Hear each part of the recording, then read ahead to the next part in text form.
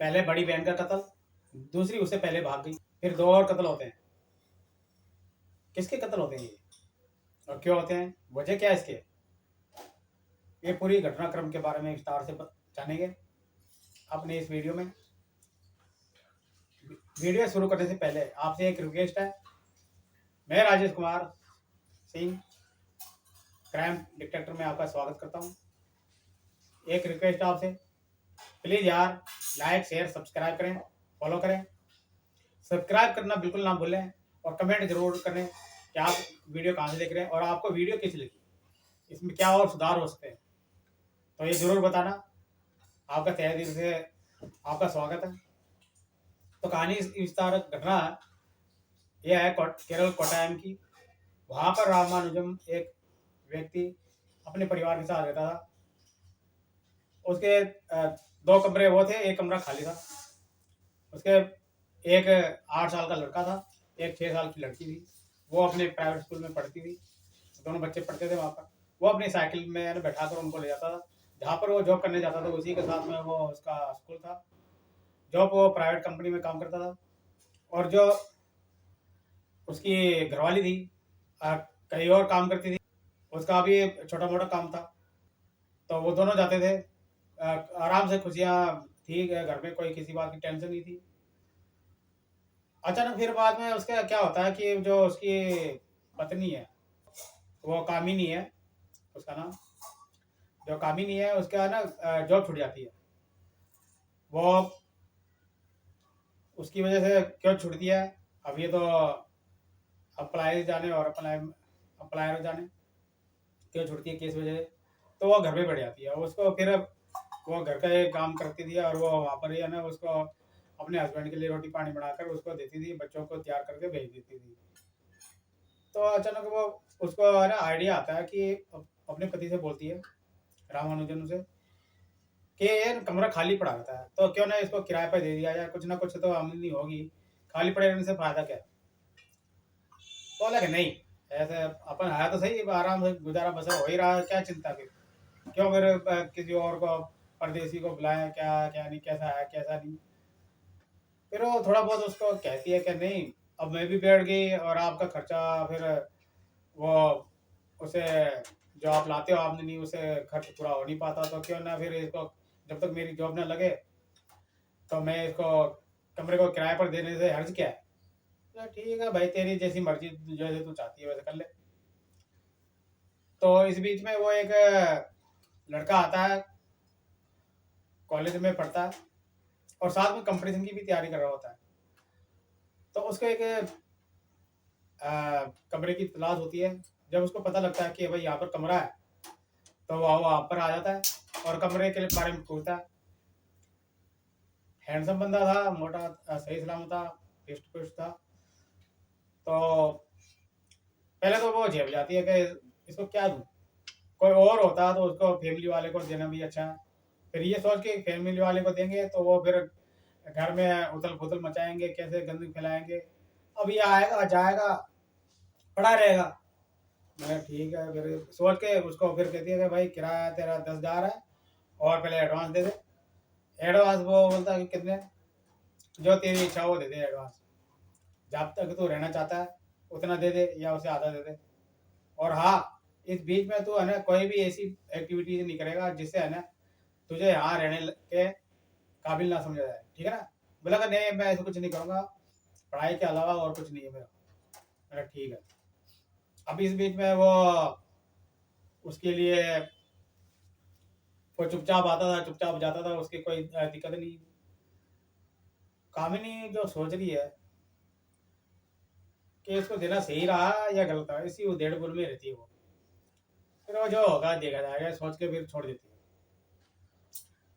फिर बाद में वो उसका जो उसका हस्बैंड था रामानुजम को, उसको है ना हफ्ता 10 दिन के लिए टूर पे भेज दिया जाता है, उसके जो कंपनी वाले होते हैं। तो वो फिर अकेले रह जाती है। वो उसको कहता भी है कि देख ध्यान रखियो, और कोई बात हो तो मुझे फोन कर दियो, सतर्क रहियो। मैंने कहा नहीं, ऐसी आप विश्वास नहीं किया मुझ पर। क्या विश्वास तो मुझे भगवान पर भी नहीं है, तुझे क्या है। फिर भी विश्वास करने लायक बात बता रहा हूँ कि विश्वास करने लायक बात करियो। मैंने ठीक है, आप चिंता मत करो, बेचिंता रहो। अब वो क्या करती, थोड़ा बहुत वो जब नहाने जाता तो बदन में उसके कपड़े नहीं होते थे, तो वो उसके शरीर को देखकर, जो शरीर सौष्ठव था उसका, सही सलामत था, बॉडी थोड़ी बिल्डर टाइप की, तो थोड़ा वो उसको ना मन में उसके उथल पुथल मच जाती है। काश एक बार उससे बात बन जाए।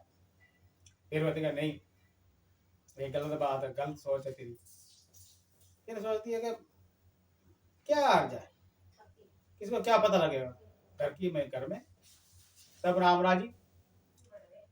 तो अब वो थोड़ा झेबरा होता है, वो उसकी तरफ आके नहीं मिलाता करता, तो चुपचाप आता है, चुपचाप चला जाता है। अचानक वो फिर पहले उससे जाने से पहले उसको पता लगता है कि आठ उसी हो जाती है उसको, कि वो फिर पता लग जाता है उसको कि है ना आने वाला है।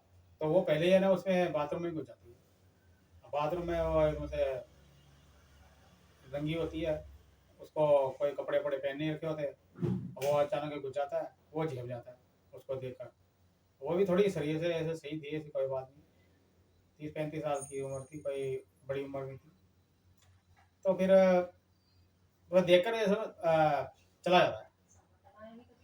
वो देखकर ठीक है बेटा, तू कब तक उड़ेगा, तेरे को तो एक बार केयर करूँगी, कब तक उड़ेगा तू। तो ऐसे सोच के फिर वो चला जाता है। फिर क्या करती है, और फिर शाम को वो तो स्कूल चला जाता है, कॉलेज।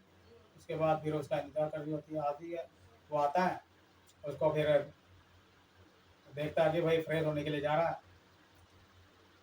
तो वो पहले ही घुस जाती है। फिर वो बोलते कि मैडम आप मुझे है ना फ्रेश होने दो, मैं तैयारी करूँगा कंपटीशन की, तो तुम मुझे ना प्लीज़, मेरी तैयारी अच्छी लगी तुम्हें, वो ऐसे बोलती है। मैं क्या मतलब, तुम तो मुझे ऐसे बोल रही थी, कैसे नहीं वैसे नहीं, और अब खुद ही ऐसे बोल रही हो। क्या वो जब बोल रही थी, अब तुम इधर ध्यान दो। तो असमंजस में हो जाता है कि करूँ तो क्या करूँ, ना करूँ तो मुसीबत, और करूँ तो सबसे ज़्यादा मुसीबत। बोलेगा नहीं नहीं आप जाओ, ऐसा छोड़ के उसको अपना नहाने धोने लगा था, उसको कुंडी बना रहा था, वो चली जाती है। फिर अचानक रात को उसके वो जो कामिनी है उसके कमरे में चली जाती है। तो फिर अब उसका जो हथियार है, वो कच्छे में लेटा हुआ होता है, वो खड़ा होता है, वो एकदम से बेकाबू हो जाती है, वो बर्दाश्त नहीं कर पाती, तो वो उसके ऊपर लेट जाती है। पहले तो थोड़ा बहुत है ना वो सोचता है यार, जो राहुल नाम का था लड़का, वो सोचता है यार नहीं यार, गलत बात है, ऐसा नहीं होना चाहिए, किसी की बीवी है, किसी की क्या है। फिर सोचता है यार, जब खुद ही आ रही है, खुद ही एक कांटे में मछली फंस रही है, तो अपन को क्या जा आने दे। कहते हैं ना आयाम ब्रह्मचारी मिल गई तो दे मारी, ठीक है चलने दे। फिर वो श्राद्ध हम बिस्तर हो जाते हैं, हम नदी होते हैं, चुमा चाटी करते हैं, और शारीरिक संबंध बना जाते हैं। ये तो हर रोज का धंधा हो, जब भी मौका मिलता तभी। अब वो अचानक फिर उसके बाद जब तक उसका हस्बैंड आ जाता है, अब वो एकदम थोड़ा सतर्क हो जाते हैं दोनों, और फिर बाद में वो उसी के प्लानिंग के हिसाब से काम करते हैं। वो कहती है कि भाई अब है ना ऐसे तो चलेगा नहीं, तो हम कभी मौके में ही मिलेंगे, मैं अपने आप मौका देकर आ जाऊँगी, तुम बताइए, तुम मत करियो कुछ भी, ऐसे हाल कर। मैं ठीक है, मैं कुछ नहीं करता। वो बता आ जाइयो, नहीं मैं देख ले, फिर हंगामा खड़ा कर दूँगा, तूने चिंगारी को आग लगाई है, सवाई आग है ना बुझेगी नहीं, आग तभी बुझेगी जब तेरे से संबंध मांगूंगा। अब मेरा तो देख लिया क्या, अब फिर देख लिया, वो है ना बेकाबू हो जाता है बिना तेरे लिए वो। तो ऐसे करके वो फिर बोला हाँ अच्छा ठीक है, ऐसे बात मत करो, तुम चलो जाओ। अब वो जाता है, सो जाता है, फिर वो चुपके से आती है रात को। अब रात को आती है, मतलब एक दो बार तो वैसे चल जाता है, तीसरी बार अचानक उसको है ना, जो रामानंद, जब वो उसके कमरे में चली जाती है कामिनी राहुल के, तो उसकी है ना आँख हो जाती है रामानंद में। वो देखती है, वो कहाँ गया, वो कहाँ गई वो। तो वो देखती है वो कोई बाथरूम वाथरूम करने गई होगी, फिर देखी तो आ जाएगी थोड़ी देर में। अब थोड़ी देर लग गई, आई नहीं। और फिर तो आ ओ आ की आवाज़ आ रही, मैंने कहा यार ये कैसे हो सकता है, मैं तो यहाँ लेटा हूँ, आओ कैसे फोन कर रहा है। बोला, ठीक है, जाता है देखता है तो उसके होश उड़ जाते हैं। ये तो कम वक्त यहाँ पर करवा रही है, और मुझे वो कहती है कि मेरे पेट में दर्द हो रहा, मेरे सिर में दर्द हो रहा है, ऐसे बहाने मारती है। आज नहीं कल, कल करूँगी, कल नहीं परसों करेंगे, ऐसे करके मुझे टालती रहती है, और यहाँ आकर खुद मजे ले रही है। तो उसको वाह बबूल हो जाएगा।